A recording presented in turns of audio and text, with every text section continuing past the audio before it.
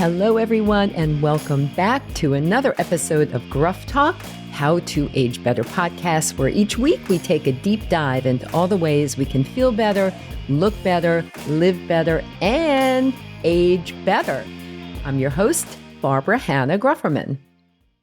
Today, I'm going to do a very quick review of some of the things I learned about in 2023 from some of the best experts in the country who I had on the show that I am definitely planning on keeping in my life in 2024 and beyond so that I can age better, especially now that I've turned 67. Yes, I turned 67 in December, 2 days before Christmas, in fact, and I am absolutely positively going to do everything I can to age better with a few little tweaks here and there, and definitely carrying to 2024, these three things that I learned about in 2023. And you are definitely going to want to know about these too. So stay tuned.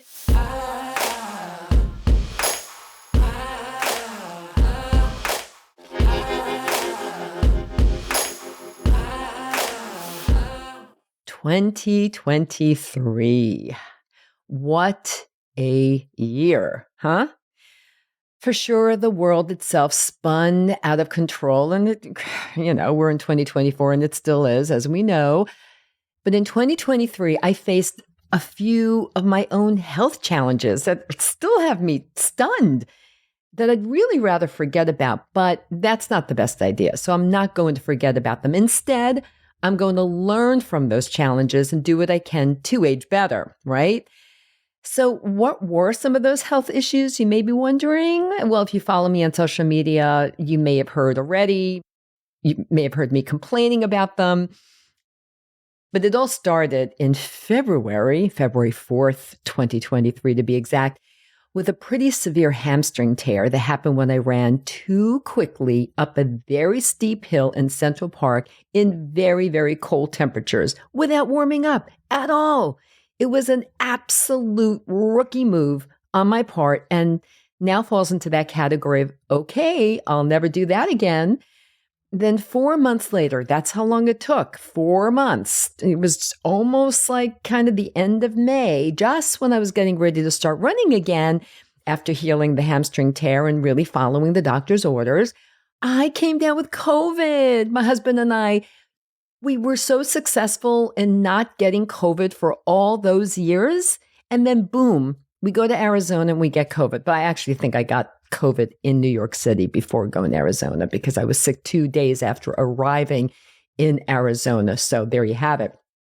But it absolutely wiped me out for about 2 months. I still can't believe it.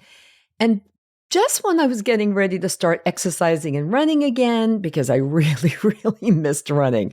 It's such a habit of mine now, and I really feel so out of sorts if I can't run on a regular basis. So I started running again in July, and boom, as soon as I started, I caught that RSV virus, which caused me to go into an asthmatic state, according to the doctor. Just craziness, right? Nothing serious, but it was all just really put a damper on my life in a lot of ways. I did manage to run in the New York City Marathon in November, weirdly enough, very, very slowly. But then, can you believe it? Right before Christmas, just a few weeks later, I got hit with the RSV virus again. Yeah, I just recently recovered from it. It knocked me out for 3 whole weeks. I don't even know what to say. And here I am, like I eat well, I exercise, and I really think, and my doctor thinks so too, that having COVID back in May really did a bit of a number on my immune system. So I'm going to have to really work hard in 2024 to build that immune system back up again. So yeah, it was a tough year. And now that I'm 67, and I'm getting ready to embrace 2024. I have a lot of things I'm doing, a lot of plans, a lot of projects I'm working on, including getting back to writing that third book that I've been talking about and thinking about for way too long. I'm more determined than ever to get stronger and fitter. And I know many of you are on similar journeys too. The key is to never give up, kind of reassess. And if you do fall off the wagon somehow with your health and life goals, just get right back on again. And don't forget to start where you are. Don't push yourself too far or too fast. Build up again. And then you can start pushing yourself more once you're ready to get pushed a little bit. I'm a big believer in pushing. You know that. But there's a time and a place for everything. And don't push yourself too soon. So today, what I want to do is I want to share 3 new pieces of research that will help us all to age better in the new year. These are things that I learned about in 2023, kind of toward the end, but I'm definitely going to do more of each of these 3 in the new year. I really want you to pay attention, and I'm hoping that you will also kind of incorporate these 3 things a little bit more into your life in the new year and beyond. So, our first piece of research comes from the MD Anderson Cancer Center, and it was published in November 29th, 2023. And it's all about the incredible benefits of incorporating beans into your daily diet, specifically navy beans. That's what they used for this piece of research. It was really fascinating. Research from the Be Gone, that's what it was called, trial, found that adding a cup of navy beans daily to your regular meals can positively impact both your gut and overall health. The study showed an increase in beneficial bacteria in the gut microbiome, which is associated with cancer prevention and improved treatment outcomes if you are being treated for cancer, as well as overall health and well-being. Now, if you recall, I did have an expert on the gut microbiome on the show last year, and he was just incredible and talking about why it's important to have fiber in your diet, and beans are a great source of fiber, but also you want to have a very diverse microbiome. And he said that kind of like a jungle, you want a lot of different things going on in your gut microbiome, especially as you get older. And interestingly enough, as we get older, we have to work even harder to have that kind of more diversity happening in our gut microbiome because things get a little bit more homogeneous as we get older. So like with a lot of things as we get older, we have to work a little bit harder. So anyway, beans are going to play a big role. So now it's important to note that this dietary change should be done really with the guidance of your trusted healthcare provider, especially if you have any underlying health conditions. Navy beans are rich in gut-supporting fibers, amino acids, and other nutrients, which can help beneficial bacteria flourish in your colon, supporting immune health and regulating inflammation. Inflammation, or as you've heard me call it, inflammaging. Inflammation is at the very core of so many serious diseases and health issues. And so you really want to do everything you can to fight inflammation. So the Be Gone, that's what it's called, Be Gone trial followed 48 men and women over the age of 30 who for 8 weeks either followed their regular diet or included a daily cup of organic canned white navy beans. I mean, canned beans, not a big deal. Easy to get, easy to eat. Participants who ate at least 80% of the beans over the intervention period and followed the prescribed regimen at least 5 days a week experienced pretty dramatic improvements in their gut health. The key takeaway here is that dietary changes can have a significant impact on overall health and well-being. So beans, specifically navy beans, and I also really love cannellini beans, those are really pretty cool too, have become, since last year, a mainstay in my diet. And I've really tried to get my husband to eat more beans as well. He's not as big a fan as I am. And by the way, since we're talking about fiber and the gut microbiome and all that, and what you can eat, you've heard me talk about prunes. Just eat a couple of prunes a day. They add fiber and they fight inflammation. So prunes and beans, super duper important, definitely a part of my life as I go forward. Our second piece of research that has me saying, yes, please, is an exciting and easy to follow concept. And again, you've heard me talk about this a bit. It's called exercise snacks. They're short, easy forms of exercise that can provide similar benefits to longer, more sustained workouts. In a world where we're moving less than ever, and that's a travesty, exercise snacks offer a way to integrate movement into our daily lives throughout the day. Now, I've been following Dan Buettner and hope you guys do too. He's a National Geographic Fellow, and his deep dives into the blue zone areas around the world where people live to ripe old ages and relative good health has been really, really very motivating for me. Blue zone populations known for their longevity don't specifically exercise. Like I'll go out and run for an hour. That's an exercise, intentional exercise. But what these people do is they naturally move every 20 minutes or so. In other words, they incorporate physical activity into their daily tasks, such as climbing stairs, mixing food by hand, gardening, taking nature walks, bopping around from one house to the other in their village.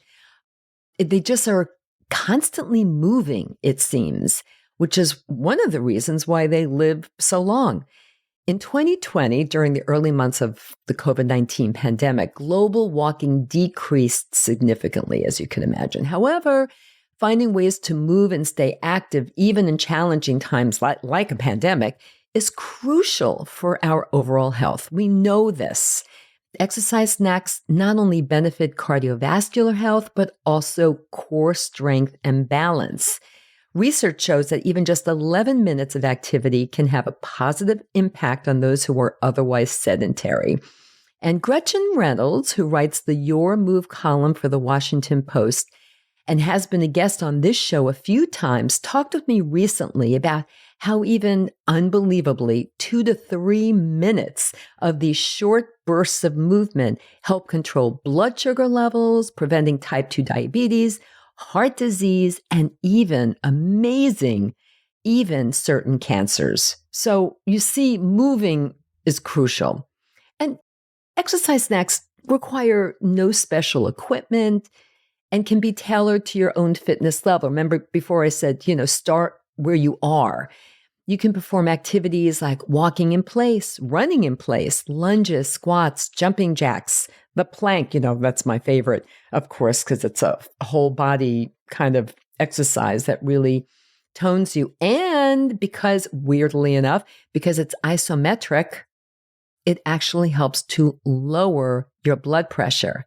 And you can do all of this without ever leaving your home or your office, if that's where you happen to be. The key is to make these activities vigorous and suitable for you so that you keep doing them. And they can be an excellent addition to your daily routine, especially if you're looking to maintain or improve your overall fitness. Now, with me, I do run. I am back to running. I've recovered from this last bout of RSV. Yay. And, I'm back to running again. I'm building myself up again. I'm starting where I am. But that's only like an hour, hour and a half, or even a half hour at a time. The rest of the day, what I do when I'm sitting at my desk and sitting at my computer writing or recording, I will get up every 20 minutes and I will do a couple of jumping jacks or the plank, or certainly will take my dog Pete for a walk for 20 minutes or so. So I do my best to keep moving. And it's a concept that I am absolutely bringing into 2024 and will continue to make a priority. And then we get to number 3, which highlights the importance of strength training, especially as we get older. And as we get older, physical function tends to deteriorate, especially if you're not doing enough. But exercise can be a powerful prescription for maintaining independence. Strength training is particularly crucial for older adults, including the oldest old individuals like over 70, over 80, even 90. And these exercises help improve muscle strength and power, flexibility, and dynamic balance, all of which are essential for daily activities like dressing, getting out of bed, and walking. Getting up and down from a chair, like all of these kind of what we call functional movements, movements that you really do throughout your daily life. You want to be able to do for the rest of your life, but you're not going to be able to if you don't work it. You really, really just can't. Cardiovascular fitness, muscle strength, and balance are vital for independent living, but they can decline as we age. Well, in fact, they do decline, again, unless you're doing something. Cardiovascular fitness falls by more than 21% per decade after 70. Think about that, making it harder for individuals to perform basic tasks, right, throughout their daily living. Muscle mass decreases by about 3 to 8% per decade after 30, which can lead to muscle weakness. Walking alone, walking is great. Walking can be a social activity. Walking definitely gives you a little bit of cardio. You're moving, but walking alone may not be sufficient to maintain muscle mass. So incorporating resistance training is crucial. Research suggests that resistance training can prevent and even reverse muscle loss associated with getting older. Regular strength training sessions involving machine weight exercises with proper intensity can help maintain muscle mass and strength. But you also can do like what I do, and that's using my own body weight. Sometimes I'll go to a gym, but more often than not, I'll just stay home and I'll do the plank and the squats and push-ups, wall squats, and anything I can that will help to keep my muscles strong and also help to maintain my bone density, which is super, super important. So as we enter 2024, let's remember the importance of strength training in our fitness routines, especially if we want to maintain our quality of life as we age. Well, there you have it, everyone. 3 little pieces of research that can help us age better in the new year and beyond. Whether it's incorporating navy beans into your diet for improved gut health, embracing exercise snacks to stay active throughout the day, or prioritizing strength training to maintain mobility and independence, these findings offer valuable insights I really, really, really hope you will use. As I continue on my own journey to get stronger and fitter at 67, making a few tweaks here and there as my body evolves and new information emerges, I hope these research findings inspire you to make positive changes in your life as well. Remember, one of the most important things is it's never too late. Thank you again for joining me on this episode of Gruff Talk, How to Age Better. Stay tuned for more exciting episodes in the coming weeks, and we are going to be making a little name change to Gruff Talk, which you'll hear about in the coming weeks as well. And of course, we'll get back to having some of the country's leading authorities and experts on as guests. I've got a few lined up, and I know you won't be disappointed. The conversations have been fascinating, and as always, I learned something new. It just brings me so much joy to share what I learn with all of you. So stay healthy, keep moving, eat those beans, and some prunes too. And thank you so much for listening. Talk to you soon. Thanks for tuning in, everyone. If you enjoyed this episode of Gruff Talk, please do 2 things. First, share it with all your friends and family, and subscribe to Gruff Talk wherever you listen to podcasts, including YouTube, so you never miss a single episode. Until next time, remember this: we can't control getting older, but we can control how we do it.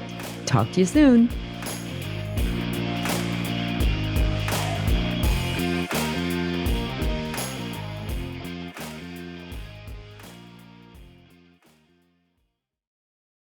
Age Better Podcast is a proud member of the Sound Advice Network.